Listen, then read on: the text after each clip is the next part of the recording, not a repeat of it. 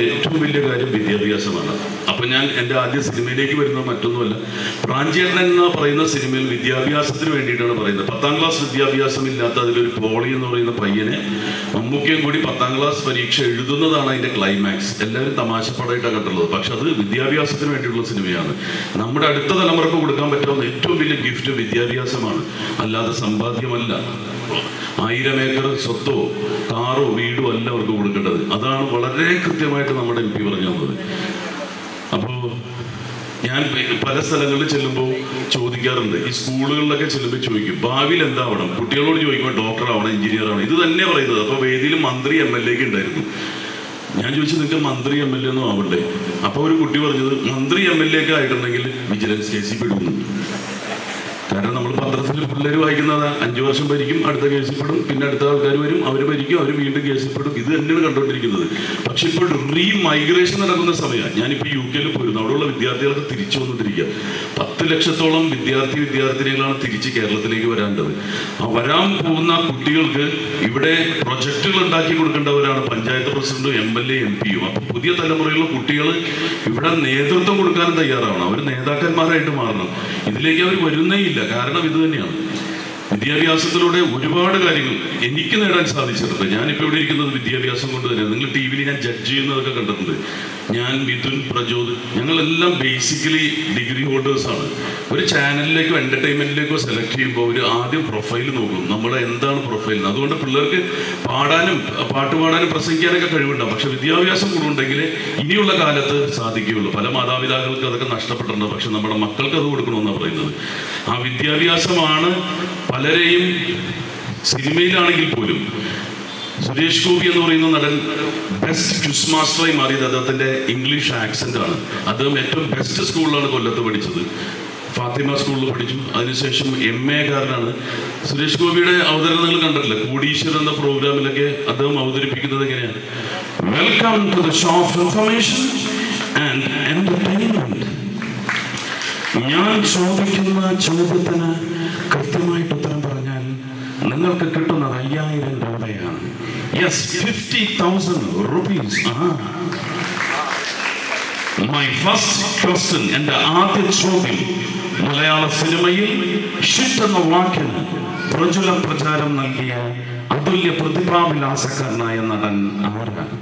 Who introduced the word shit to the Malayalam film industry? Options: A. Varun Gobi, B. Chilli Gobi, C. Subhash Gobi, and D. Suresh Gobi. Chatambra. Right answer. നിങ്ങൾ പറഞ്ഞ ഉത്തരം വളരെ ശരിയാണ്. വന്നു. അപ്പോൾ ഇത് തമാശയ്ക്കാണ് അവതരിപ്പിച്ചാണെങ്കിൽ അദ്ദേഹത്തിന്റെ ഇംഗ്ലീഷിലും ഇപ്പോൾ കേന്ദ്ര മന്ത്രിസഭയിൽ പോയിട്ട് ലാംഗ്വേജ് പറയാൻ സാധിക്കുന്നതൊക്കെ ഭാഗ്യമാണ്. ഇപ്പോൾ സുരേഷ് ചേട്ടൻ്റെ രീതികൾ വേറെയാണ്. പത്രസമ്മേളനമൊക്കെ നടക്കുമ്പോൾ ഇത് അവിടെ ഒരാൾ ഷൂട്ട് ചെയ്യുന്നുണ്ട്, ഇവിടെ ഷൂട്ട് ചെയ്യുന്നുണ്ട്. എൻ്റെ ഏറ്റവും വലിയ പ്രശ്നം, ഇത് എഡിറ്റ് ചെയ്തിട്ട് നാളെ നിങ്ങളൊരു ടെലിടോം സുരേഷ് ഗോപിനെ ട്രോളി എന്ന് പറയും. ഞാനെപ്പോഴും ഏറി കയറാവുന്ന ആളാണ്, കയറുന്ന ആളാണ്, പ്രതികരിക്കുന്ന ഒരാളാണ്. അപ്പോൾ ഇപ്പോൾ എങ്ങനെ അദ്ദേഹം സംസാരിക്കുന്നത്? ചാനലിലേക്ക് വരുമ്പോൾ മാതാവിൻ്റെ കിരീടം സ്വർണ്ണമല്ല എന്ന് പറഞ്ഞ്, ചെമ്പാണെന്ന് പറഞ്ഞ് ചുരണ്ടി നോക്കിയവന്മാരൊക്കെ എവിടെ? അവിടെയും കേന്ദ്രത്തിൽ പോയാലും അദ്ദേഹത്തിന് ഇത് പറയാൻ സാധിക്കുന്നത് ഇതുകൊണ്ട് തന്നെയാണ്. അദ്ദേഹം കടമെടുത്തത് അദ്ദേഹത്തിന്റെ ശൈലിയല്ല ഞാൻ പറയുന്നത്. അദ്ദേഹം പാകപ്പെട്ടത് അമിതാഭ് ബച്ചൻ എന്ന് പറയുന്നത്, ഞാൻ ഉൾപ്പെടെയുള്ളവർ ശരീരം കൊണ്ട് ആരാധിക്കുന്ന ഒരാളാണ്. ആരാധിക്കേണ്ടത് ദൈവമാണ്. സിനിമയിൽ ഇഷ്ടപ്പെടുന്ന ഒരാൾ എന്ന് പറയുന്നത് അമിതാഭ് ബച്ചനാണ്. അദ്ദേഹത്തിന് 2 തവണ വോയിസ് കൊള്ളൂല എന്ന് പറഞ്ഞ് ആകാശവാണിയിൽ നിന്ന് പറഞ്ഞു വിട്ടത്. നമ്മുടെ കുഞ്ഞുങ്ങൾ ഇപ്പം 1 or 2 കുഞ്ഞുങ്ങൾ പാമ്പർ ചെയ്ത് വളർത്തിയിട്ട് ഒരു വീഴ്ച വരുമ്പോൾ തന്നെ അവർക്ക് ഭയങ്കര വിഷമമുണ്ട്, കണ്ണു നിറയും. ഞാൻ പറയുന്നത്, ഇപ്പോൾ ഇവിടെ ഏറ്റവും നല്ല മാർക്ക് ലഭിച്ചവർക്ക് ലയൺസ് ക്ലബ്ബ് സമ്മാനം കൊടുക്കുന്നുണ്ടാവും. പക്ഷെ ഏറ്റവും കുറവ് മാർക്ക് കിട്ടിയവനെ അന്വേഷിച്ച് നിങ്ങൾ ചെല്ലണം. വേദിയിലല്ല കൊണ്ടിട്ട് വീട്ടിൽ ചെന്നിട്ട് അവർക്ക് സമ്മാനം കൊടുക്കണം. കാരണം തോറ്റവൻ തോൽക്കാനുള്ള കാരണം ആ വീട്ടിലുണ്ടാവും. അവൻ്റെ അപ്പനമ്മൻ്റെ പ്രശ്നം അല്ലെങ്കിൽ ദാരിദ്ര്യം എന്തെങ്കിലും ഉണ്ടാവും. അവനെയാണ് കൈപിടിച്ച് നടത്തേണ്ടത്. ഞാൻ പലപ്പോഴും വീട് പോയിട്ടുള്ളതാണ്. എന്നെ കൈപിടിച്ച് നടത്തിയ അധ്യാപകരാണ് എന്നെ ഇവിടെ എത്തിച്ചിട്ടുള്ളത്. അവൻ കഴിവുള്ളവനായിരിക്കും, അവൻ പ്രൂവ് ചെയ്യും. 1ാം സ്ഥാനക്കാരെയും 2നെയും 3നെയും മാത്രമല്ല നമ്മുടെ കണ്ണിൽ പെടേണ്ടത്. ലയൺസ് ക്ലബിന്റെ മെമ്പേഴ്സ് ആ വീട് അന്വേഷിച്ചെന്ന് അവനെ പ്രോത്സാഹിപ്പിക്കുക. അവൻ ആ മോട്ടിവേഷൻ അവന്റെ ജീവിതം മുഴുവൻ ഒരു സ്പാർക്കായിട്ട് മാറും എന്നുള്ളതിൽ യാതൊരു സംശയമില്ല. ഞാൻ ഉപദേശിക്കാനാരുമല്ല, എങ്കിലും ഞാൻ പറയുന്നത് വെറും തമാശകൾ മാത്രമാണെങ്കിൽ ഈ പടക്കം പൊട്ടിയില്ലേ, ഞാനിവിടെ വന്നപ്പോൾ കാലിൻ്റെ ഇടയിൽ വെച്ചിട്ടാണ് പൊട്ടിച്ചത്. ആ പൊട്ടിയ പടക്കം പോലെ പോകും, വെറുതെ പൊട്ടിച്ചിട്ട് പോകുന്ന പോലെ. ഇപ്പോൾ ചില കാര്യം നിങ്ങളുടെ മനസ്സിന്റെ മടിത്തട്ടിൽ എഴുതി വെക്കാനും കൂടി വേണ്ടിയിട്ടാണ് ഞാനീ പറയുന്നത്. അപ്പോൾ വീട് പോകുന്നവനെ കൈപിടിച്ച് നടത്താനും ശ്രമിക്കണം. നിങ്ങൾ അതാണ് ചെയ്തുകൊണ്ടിരിക്കുന്നത്. സമൂഹത്തിൽ ഒറ്റപ്പെട്ടു പോകുന്നവരെ നിങ്ങൾ കൈപിടിച്ചു കൊണ്ടിരിക്കുക. അതിന് ആ ഒരു നന്മ ചെയ്യാൻ നിങ്ങൾ തിരഞ്ഞെടുക്കപ്പെട്ടവരാണ്. നിങ്ങൾ ടൂൾസാണ്, ദൈവത്തിന്റെ ടൂൾസാണ്. ഇത് വെറുതെ ഒന്നും നിങ്ങൾ തിരഞ്ഞെടുക്കപ്പെട്ടതല്ല. നിങ്ങൾക്ക് ഒരു തലയിലൊരു എഴുത്തുണ്ട്, നിങ്ങൾ മറ്റുള്ളവരെ സഹായിക്കുള്ളവരാണെന്നുള്ളത് കൊണ്ട് തന്നെ. അങ്ങനെ അമിതാഭ് ബച്ചനെ കൂടെ പറഞ്ഞു വിട്ടു. അദ്ദേഹത്തിന്റെ കോൻബനേക കരോർപതി നിങ്ങൾ കേട്ടിട്ടുണ്ടാവും. ഈ ശബ്ദമാണ് കൊള്ളൂല എന്ന് പറഞ്ഞു വിട്ടത്. അതിങ്ങനെയാണ് അദ്ദേഹം അവതരിപ്പിച്ചിരുന്നത്. ये करोड़ रुपए कमाने के लिए कितना लाख लग सकते हैं? 10 साल, 20 साल, 30 साल भी नहीं, कम से कम 50 साल लग सकते हैं. लेकिन यहाँ इधर 50 मिनट हम आप करोड़पति बन सकते हैं. तो चलिए आप कहते हैं कौन बनेगा करोड़पति? ഈ ശബ്ദം നമ്മൾ കേൾക്കില്ല. ഏതെങ്കിലും പലചരക്കടയിൽ പൊതിഞ്ഞു കൊടുക്കാൻ വേണ്ടി നിൽക്കേണ്ട ഒരു വ്യക്തിയാണ്. അദ്ദേഹം ഫൈറ്റ് ചെയ്താണ് അദ്ദേഹം വിജയിച്ചത്. അദ്ദേഹത്തിന്റെ ബയോപിക് വായിച്ചാൽ അറിയാം എന്തൊക്കെ കഷ്ടപ്പാട് സഹിച്ചിട്ടായിരിക്കാം അവർ അവിടം വരെ എത്തിയിട്ടുള്ളതെന്ന്. ഇപ്പൊ തന്നെ ഞാൻ അവിടെ ഇരുന്നപ്പോൾ അഡ്വക്കേറ്റ് പരിചയപ്പെടുത്തി തന്ന ഒരാള് എനിക്ക് ഏറ്റവും വലിയ മോട്ടിവേറ്റർ ആയിട്ട് മാറിയെന്നുള്ള രാധാകൃഷ്ണൻ. അതുണ്ട് അവിടെ ഉണ്ട്. അപ്പൊ നമുക്ക് ഓരോ ദിവസവും ഓരോരുത്തരെ കാണുമ്പോൾ നമുക്കൊരു ഫയർ കിട്ടും. നമ്മൾ ഈ പുറത്ത് കാണുന്ന സംഭവമല്ല, ഓരോ വ്യക്തികളിലും ഓരോ ഹീറോസ് ഉണ്ട്.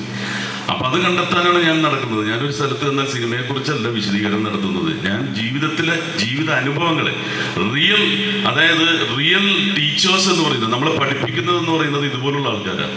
ലോകത്തിലെ ഏറ്റവും നല്ല ടീച്ചേഴ്സ് എന്ന് പറഞ്ഞാൽ ക്രിസ്തുവും ബുദ്ധനും നബിയുമാണ്. അവർ പഠിപ്പിച്ച കാര്യങ്ങളാണ് നമ്മൾ ഫോളോ ചെയ്തുകൊണ്ടിരിക്കുന്നത്. അവരാണ് ഏറ്റവും ബെസ്റ്റ്. മാതാപിതാ, ഗുരു, ദൈവം എന്ന് പറയുന്നത് ഗുരുവാണ് ദൈവത്തിന്റെ അടുത്ത് നിൽക്കുന്നത്. ആ ഗുരു ദൈവത്തിന്റെ അടുത്ത് നിൽക്കുന്ന ഗുരുക്കന്മാരാണ് ഇവരെ കാണുന്നത്. അതുകൊണ്ട് ടീച്ചേഴ്സിനെ നിങ്ങളൊന്ന് കൈയടിക്കുക. നിങ്ങളിൽ പലരും ടീച്ചേഴ്സ് ആയിരിക്കും. നമ്മളെ പഠിപ്പിച്ച അധ്യാപകരാണ് നമ്മളിവിടം വരെ എത്തിച്ചിട്ടുള്ളത്, കൈപിടിച്ച് നടത്തിയിട്ടുള്ളത്. ഇന്ത്യൻ പ്രസിഡന്റിനെയും ഇന്ത്യൻ പ്രൈം മിനിസ്റ്ററിനെയൊക്കെ സൃഷ്ടിച്ചിട്ടുള്ളത് അധ്യാപകരാണ്. നമ്മൾ പഠനം തുടർന്നുകൊണ്ടേയിരിക്കുക. ഞാനധികം നീട്ടുന്നില്ല. ഞാനൊരു പെർഫോമിംഗ് ആർട്ടിസ്റ്റാണ്. അതായത് ARTISTE എന്ന് പറഞ്ഞാൽ പെർഫോമറാണ്, ARTIST എന്ന് പറഞ്ഞാൽ പെയിന്ററാണ്. അപ്പൊ പെർഫോമർ എപ്പോഴും പെർഫോം ചെയ്യണം, എങ്കിലേ ജനങ്ങളുടെ ഇടയിൽ അവർ അംഗീകരിക്കപ്പെടുകയുള്ളൂ. ഞാൻ ജനങ്ങളുടെ ഇടയിൽ അംഗീകരിക്കപ്പെട്ടതിന് ശേഷമാണ് പൊട്ടിവിടർന്ന ഒരു സൂപ്രധാനത്തിന്റെ മകനായിട്ട് വന്നല്ല, അമ്പലപ്പറമ്പുകളിലൂടെയും പള്ളിപ്പറമ്പുകളിലൂടെയും യാത്ര ചെയ്ത്, ഇപ്പൊ ഞാൻ തുടക്കത്തിൽ പറഞ്ഞ സ്ഥലങ്ങളിൽ യാത്ര ചെയ്ത് അംഗീകരിക്കപ്പെട്ട ഒരാളാണ്. ഞാൻ ഈ അടുത്തൊരു സിനിമ ചെയ്തിരുന്നു. ഇവിടെ തന്നെയായിരുന്നു ഷൂട്ടിങ്, പയ്യന്നൂരായിരുന്നു. ഒരു ഫെസ്റ്റിവൽ മൂവിയായിരുന്നു അത്. മയക്കുമരുന്നിന് അടിമപ്പെട്ട ഒരു അപ്പൻ, മകള് നഷ്ടപ്പെടുന്ന ഒരപ്പൻ്റെ കഥയാണ്. ഒരു പക്ഷേ നിങ്ങൾക്ക് കാണാനുള്ള ഭാഗ്യം ഉണ്ടാവട്ടെ. അതിൽ മകള് നഷ്ടപ്പെടുമ്പോൾ അപ്പൻ പാടുന്നൊരു പാട്ടുണ്ട്. അത് ഞാൻ തന്നെ പാടണമെന്ന് രഞ്ജിത്ത് ലാൽ എന്ന് പറയുന്ന സംവിധായകൻ, കണ്ണൂരും പയ്യന്നൂരുള്ള നാടക പ്രവർത്തകരാണ് അതിൽ അഭിനയിച്ചിരിക്കുന്നത്. സന്തോഷ് കീഴാറ്റൂരും ഞാനും മാത്രമേ സിനിമ ഇൻഡസ്ട്രിയിലുള്ളൂ.